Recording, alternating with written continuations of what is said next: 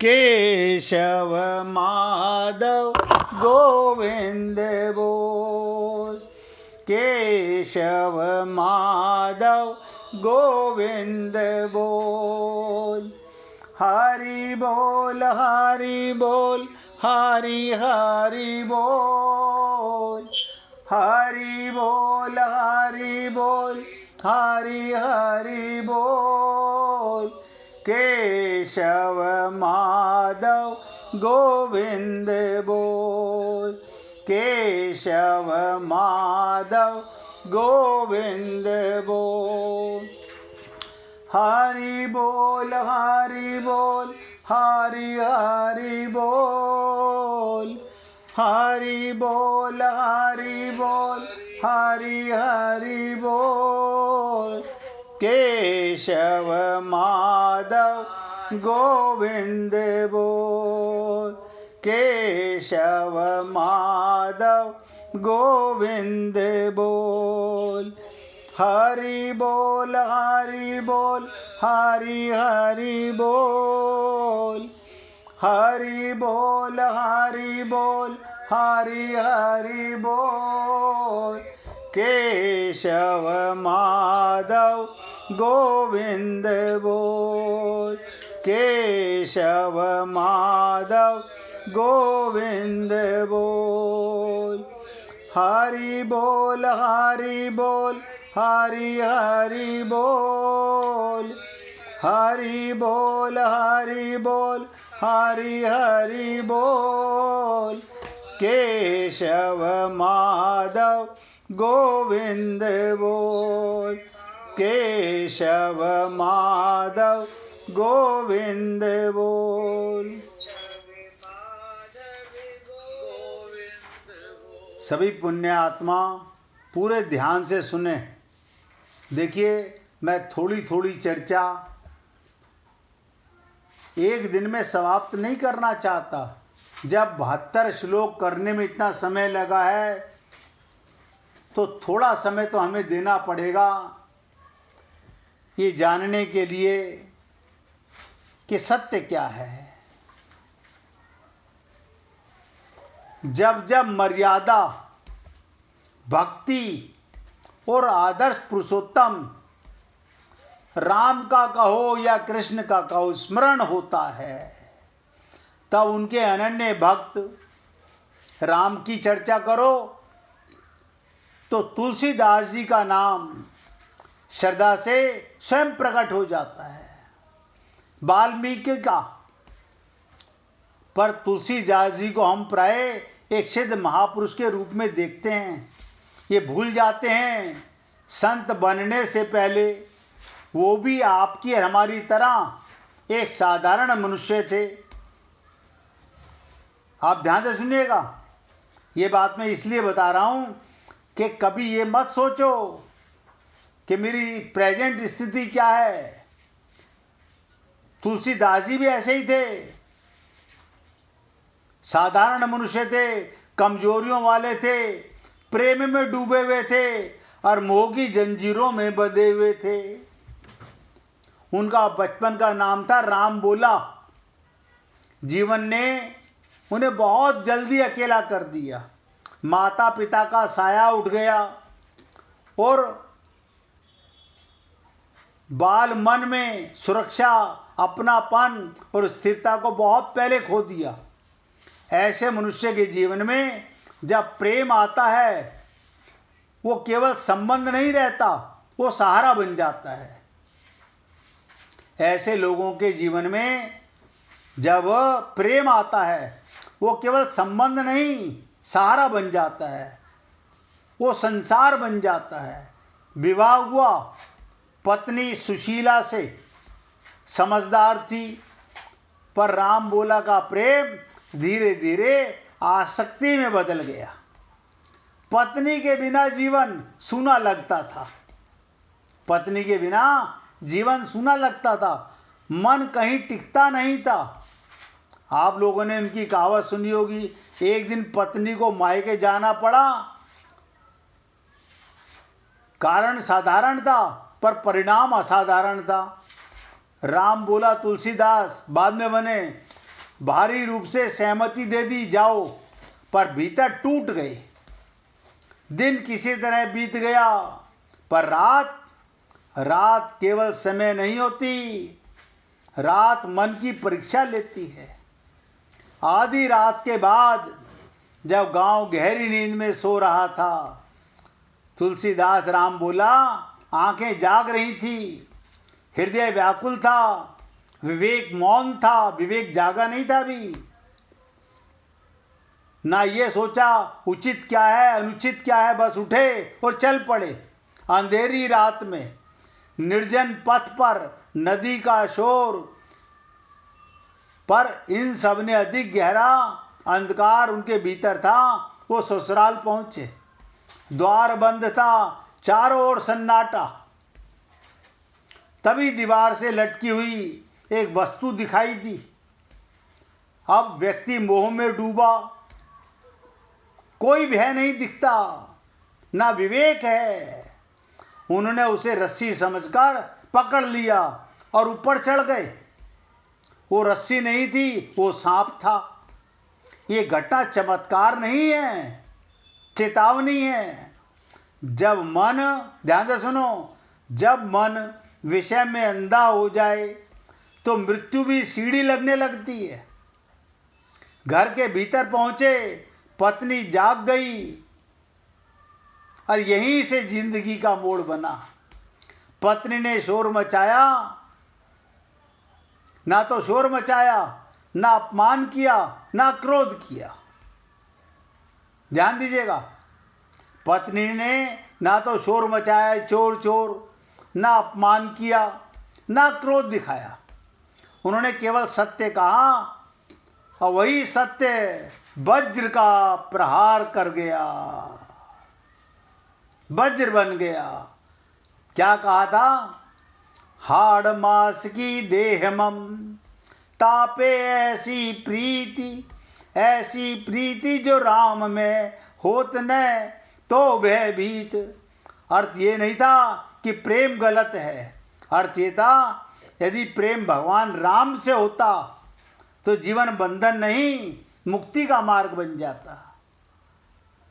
उस एक क्षण में राम बोला का भीतर हिल गया और हमारा अब तलक नहीं हिला। वर्षों की नींद टूट गई, मोह की परतें झरने लगी, ना कोई तर्क ना कोई उत्तर, बस मौन। तो सोच के देखो, उन्होंने ना पत्नी को दोष दिया, ना स्वयं को सही ठहराया। वो बाहर निकले और राम राम का नाम जाप करते हुए अज्ञात पथ पर चल पड़े। यानी पत्नी ही उनकी पहली गुरु बनी। अज्ञात पथ पर चल पड़े, वही राम बोला समाप्त हो गया। यहाँ से तुलसीदास का जन्म हुआ। बाद में पत्नी को अपने शब्दों की तीव्रता का बोध हुआ, हृदय द्रवित हुआ। उन्होंने पत्र लिखा। उत्तर में तुलसीदास जी ने क्या लिखा? एक कटे श्री राम संग, बांधी जटा सिर केश, मैंने चोखा प्रेम रस पत्नी के उपदेश। अब मैंने राम का रस चख लिया है पत्नी, अब संसार का स्वाद फीका पड़ चुका है। इसके बाद का जीवन तो आप भली प्रकार जानते हो, तप, साधना, उपेक्षा, यात्रा और अनंत रामचरितमानस, एक ऐसा ग्रंथ जिसने युगों युगों को दिशा दी। ये कथा पत्नी की कठोरता की नहीं है, ये कथा उस कृपा की है जो परमात्मा के माध्यम से ये पत्नी के द्वारा उस पर प्रकट हुई। ईश्वर कभी कभी सबसे निकट के व्यक्ति के माध्यम से दे देते हैं। और अंत में प्रश्न हमारे लिए, हम भी रोज सुनते हैं सत्संग, पर क्या कभी स्वीकार करते हैं? जिस दिन स्वीकार कर लिया उसी दिन हमारे भीतर भी कोई राम बेला जागेगा। आप भी फिर उसी दिन से ऐसी प्रीति भगवान में हो जाएगी कि अजन्मा अमर अविनाशी बन जाओगे। चौपाइयाँ रटनी नहीं पड़ेंगी, बस जागृति, आत्म जागृति होनी चाहिए। हे पुण्य आत्माओं, यही चर्चा कल भी चलेगी, क्योंकि अभी मुझे नहीं लग रहा कि मैं आपको इतने श्लोकों की चर्चा एक दिन में बता पाऊंगा। आज तो केवल आपको विवेक जागृति तक लाया। अब एक छोटी सी साधना मेरी खोपड़ी में घूम रही थी, वो साधना सब ध्यान से सुनिएगा, अपने घर में बैठ के कर सकते हैं, कहीं जाने की जरूरत नहीं। ऐसा कौन है हम लोगों में से जो प्लेन में ना बैठा हो? आप कहेंगे हम सब बैठे हुए हैं। जब हम सब प्लेन में बैठे हुए हैं तो ये भी पता होगा, जब प्लेन में बैठे तो घर बार छोड़ करके प्लेन में जाके बैठे होंगे। हाँ, ये तो पक्का है, हम घर बार छोड़ के प्लेन में जाके बैठे। अब प्लेन में जाकर के भी हमने कमर पेटी कस ली। हाँ, ये भी बात सही है, हमने कमर पेटी भी कस ली। उसके बाद जब प्लेन रनवे पर दौड़ा होगा, बहुत से लोगों के तो कान बहरे होने लगते हैं, आवाज कानों में समाती नहीं, रुई लगा लेते हैं, डांट लगा लेते हैं रोकने के लिए, वो आवाज सहन नहीं होती। ये क्या है? वो प्लेन पृथ्वी को छोड़ना चाहता था, ऊपर उड़ना चाहता था।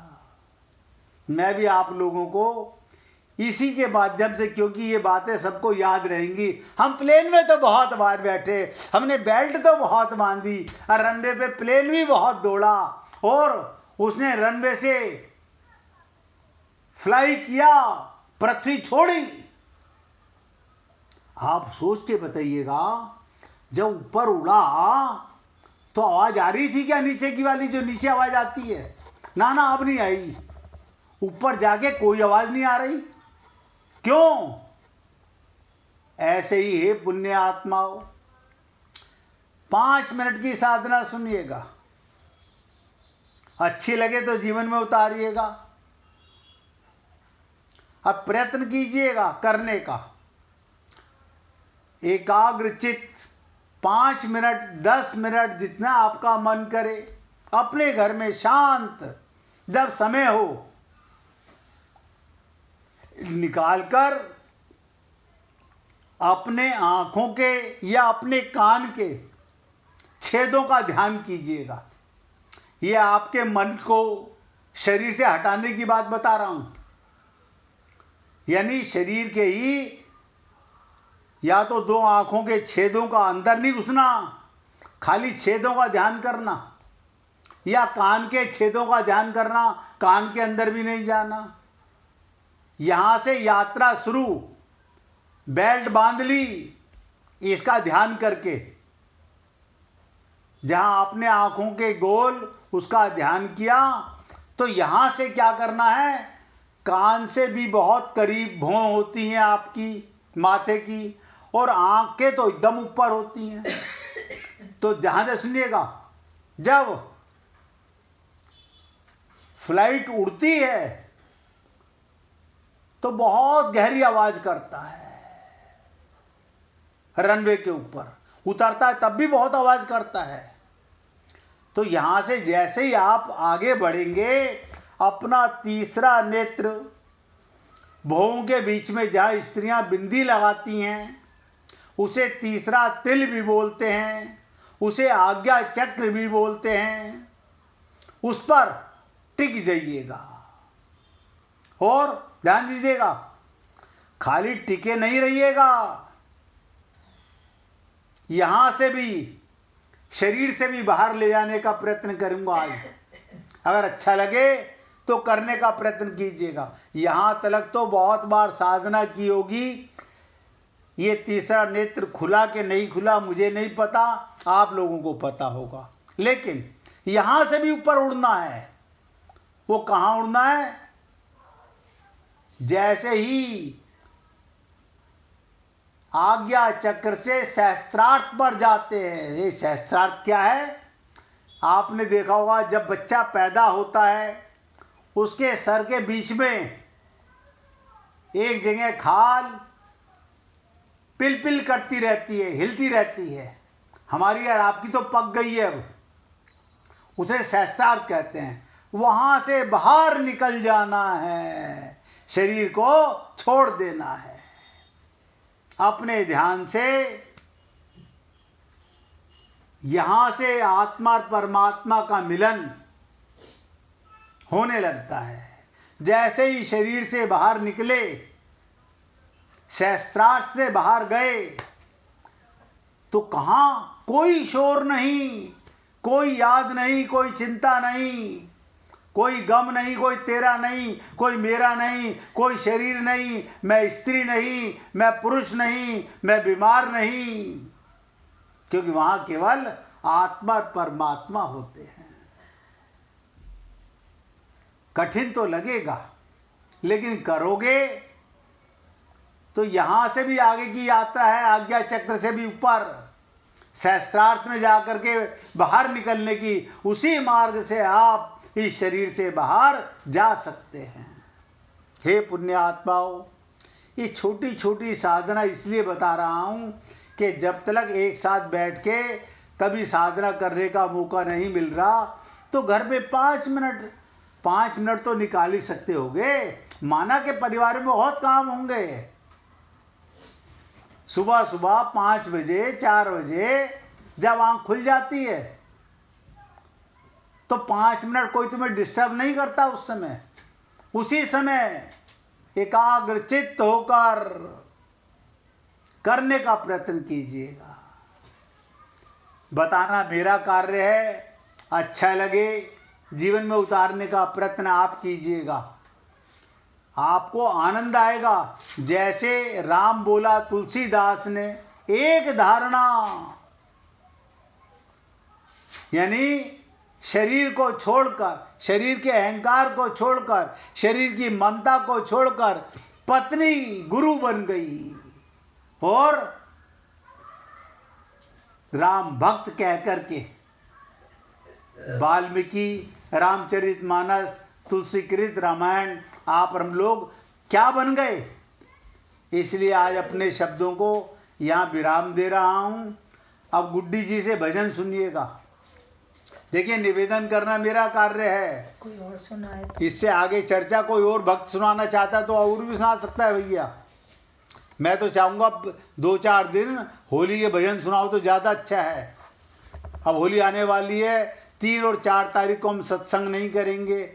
एक दिन होली का दहन होगा और एक दिन आप होली खेलेंगे, तो 2 दिन आपसे सत्संग की चर्चा नहीं होगी।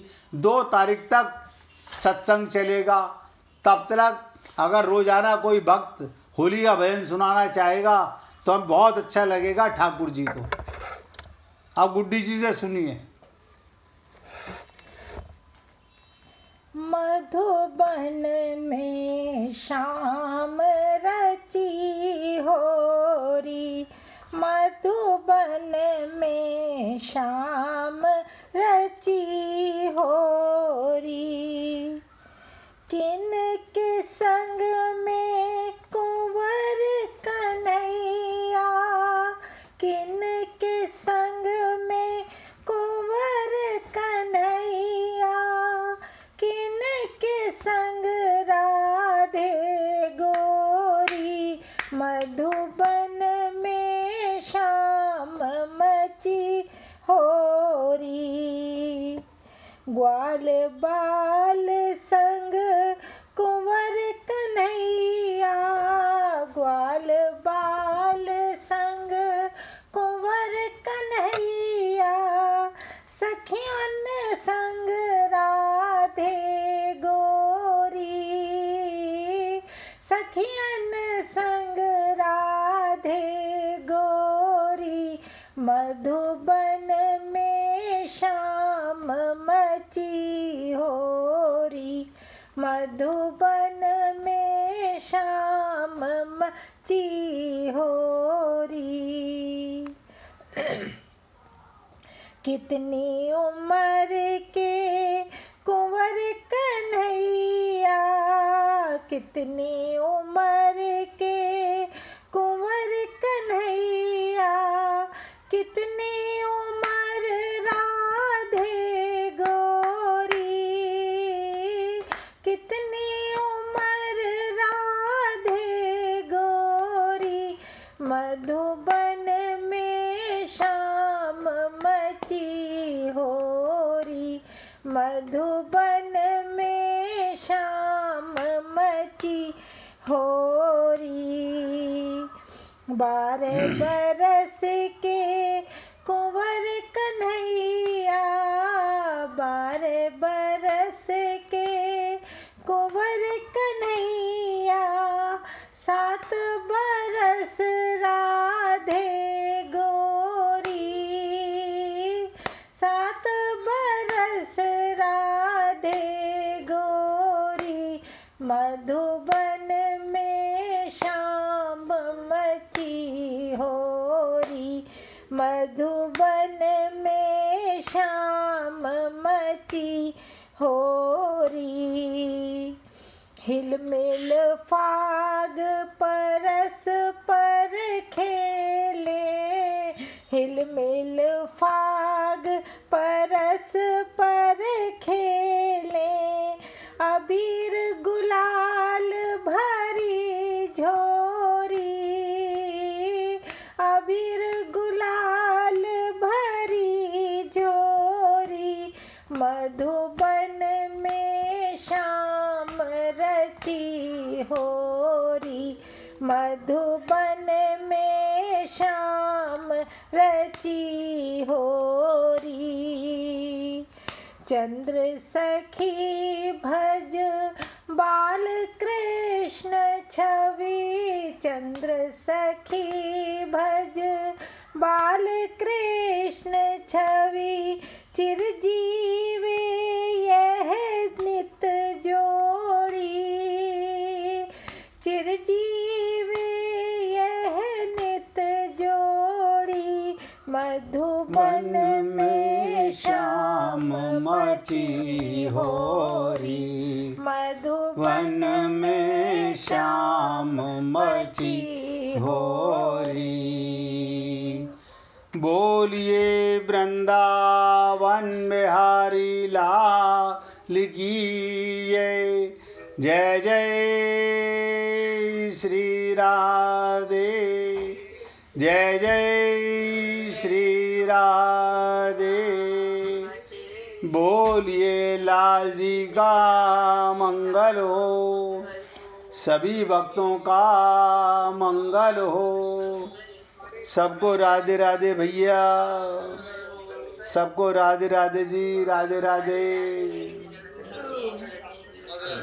राधे राधे भैया, राधे राधे, सबको राधे राधे, राधे राधे जी, राधे राधे, राधे राधे भाई, राधे राधे, सबको राधे राधे जी।